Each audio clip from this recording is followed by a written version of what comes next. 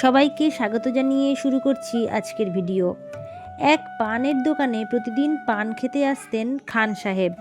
একদিন তার নজরে পড়ে দোকানের একটি ছবির দিকে, একটি বাচ্চা ছেলের ছবি। ছবিটি দেখে খান সাহেব বললেন, বাচ্চাটিকে খুব সুন্দর লাগছে। মাথায় ময়ূরের মুকুট, কানে কানবালা, গায়ে আছে পীতবর্ণের বসন, হাতে বাঁশি, পায়ে নূপুর। সবই ঠিক আছে, তবে একটি জিনিস কম আছে, ওর পায়ে জুতো নেই। শক্ত মাটি, পাথর ছেটানো রাস্তা, ওর পায়ে চোট লাগবে, তাই বাচ্চাটিকে জুতো পরানোর প্রয়োজন ছিল। পান দোকানদার মজার ছলে বললেন, তাহলে আপনিই বানিয়ে নিয়ে আসুন জুতো। দোকানদারের এই কথাটি শুনে খান সাহেবের মনে খুব লাগলো। পরের দিনই জুতো বানিয়ে খান সাহেব দোকানে এলেন আর দোকানদারকে বললেন, কই ডাকুন তাকে, আমি জুতো পরিয়ে দেব ওকে। দোকানদার বললেন, ও তো এখানে থাকে না। খান সাহেব বললেন, তাহলে কোথায় থাকে? দোকানদার বললেন, সে তো ব্রজধাম শ্রী বৃন্দাবনে থাকেন। খান সাহেব বললেন, তাহলে ওর নাম ঠিকানা বলুন, আমি বৃন্দাবনেই যাব। দোকানদার বললেন, বৃন্দাবনের যে কোনো ব্যক্তিকে বললেই দেখিয়ে দেবে, ওর নাম শ্যাম। খান সাহেব মন খারাপ করে চলে এলেন পাদুকা দুইখানি হাতে নিয়ে।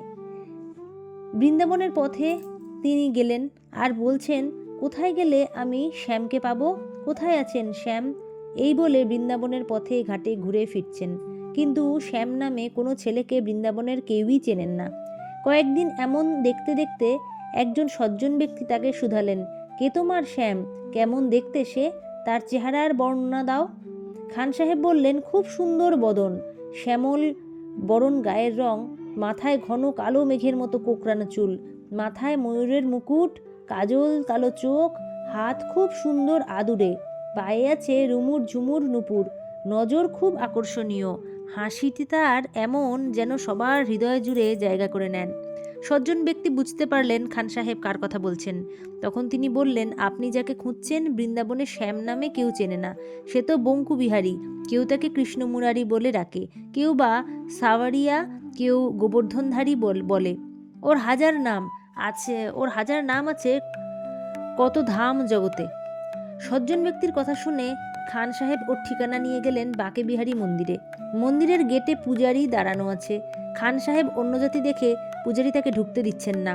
খান সাহেব অনেক কাকুতি মিনতি করেছেন পূজারির কাছে, তাকে কিছুতেই ঢুকতে দিলেন না। খান সাহেব মন্দিরের সিঁড়ির নিচে বসে বসে বলছেন, শ্যামের সাথে আমার অনেক বড় কাজ আছে, আমাকে শ্যামের কাছে যেতে দিন। ঘরের ভেতরে যে আছেন তার সাথে আমাকে দেখা করতে দিন। এই বলে কাঁদতে কাঁদতে সারা রাত জেগে থাকলেন। রাত্রি প্রায় শেষের দিকে, ভোর হতে যাচ্ছে এমন সময় এক বিকট শব্দ শুনতে পেলেন। খান সাহেব এদিক ওদিক তাকিয়ে কিছু দেখতে পেলেন না। চারিদিকে তাকিয়ে দেখলেন, কিছুই দেখতে পেলেন না।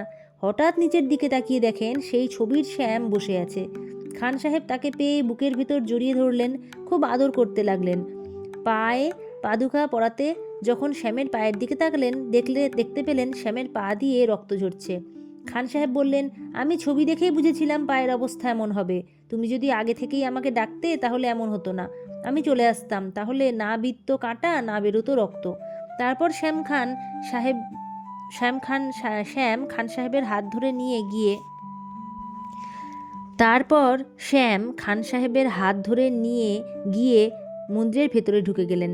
ভেতরে নিয়ে গিয়ে তার বাঁকেবিহারী মূর্তির দিকে দেখিয়ে বললেন, তোমাকে যদি আগেই মন্দিরের ভেতরে ঢুকতে দিতাম তাহলে তুমি কি আমার এই রূপ দেখতে পারতে, চিনতে আমাকে? তোমার মনে কি এই রূপ রেখেছিলে আমার জন্য? পারতে চিনতে আমাকে বলো? না, পারতে না। তাই তো ছবিতে যে রূপে আমাকে দেখেছো আমি সেই রূপেই ধরা দিয়েছি তোমার কাছে। গোকুল থেকে পায়ে হেঁটে এসেছি তোমার জন্য ব্রজধামে। ভগবানকে আমরা মন থেকে যে রূপে দেখতে চাই, ভগবান সেই রূপেই ধরা দেন। শ্যামের কথা শুনে খান সাহেব শ্যামের প্রেমে পড়ে গেলেন।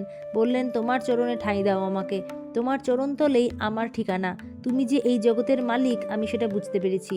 আজ থেকে আমি প্রতিজ্ঞা করলাম, তোমার গুণগান আমি লিখব, সকলের কাছে প্রচার করব।